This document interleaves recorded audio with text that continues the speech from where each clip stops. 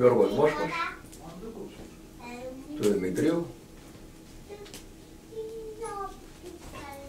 Γεννήθηκε στην Πάτρα το 1946 και το βιβλίο έχει τίτλο «Η αντίσταση, η Πάτρα στην αντίσταση». Η Πάτρα, η Πάτρα στην κατοχή και στην αντίσταση. Ο τίτλος ήταν κάπως διαφορετικά, αλλά αυτός τελικά ήταν ο τίτλος που επέλεξα μαζί σε συζήτηση με τον Γιάννη τον Πικραμένο, που θα το εκδώσει και περιμένω. Το αντικείμενο το οποίο είναι εντελώς ιδιαίτερο. Η ζωή στις φυλακές του Λιμπερόπουλου. Είναι ένα στρατόπεδο το οποίο δυστυχώς έχω δει βιβλία και βιβλία, έχω διαβάσει πολλά βιβλία αντιστασιακά και έχω και εγώ. Επίσης έχω το κατάλογο των βιβλίων της αντίστασης επάνω της οργάνωσης, τη βιβλιοθήκη της αντίστασης, και δεν έχω συναντήσει μια αναφορά για Λιμπερόπουλο. Τι είναι αυτό? Έχοντας και μέσα από το ερώτημα, ήξερα ότι αυτός ήταν τόπος αντίστασης, αλλά πού και πώς και τι ακριβώς γινότανε, δεν ξέραμε και πολλά. Απλά βλέπαμε τον σύλλογο και τους συλλογικών και τους αγωνιστές της αντίστασης να καταθέτουν ένα στεφάνι στην Λιμπερόπουλου τη βίλα εκεί στο πορτόνι του Σιδερένιου, και από εκεί τίποτα παραπέρα.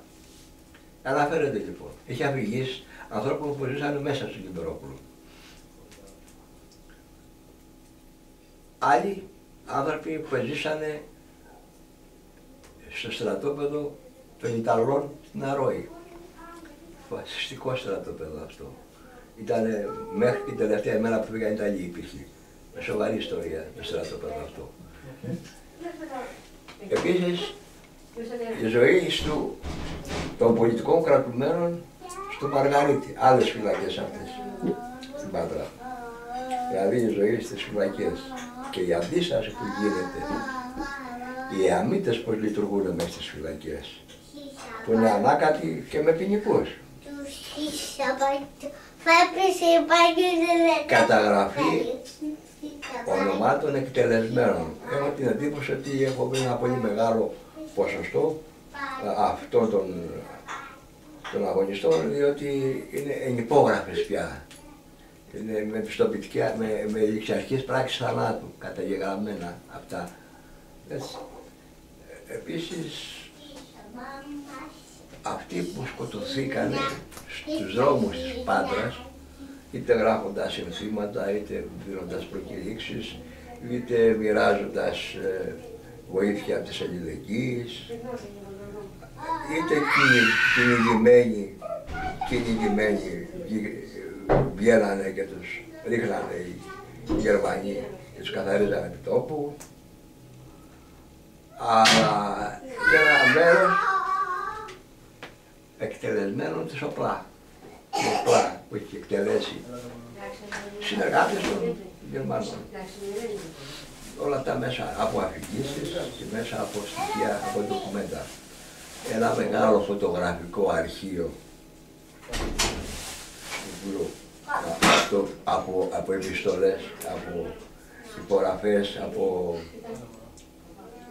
πώς το λένε, αναφορές που κάνουν αγωνιστές της εποχής.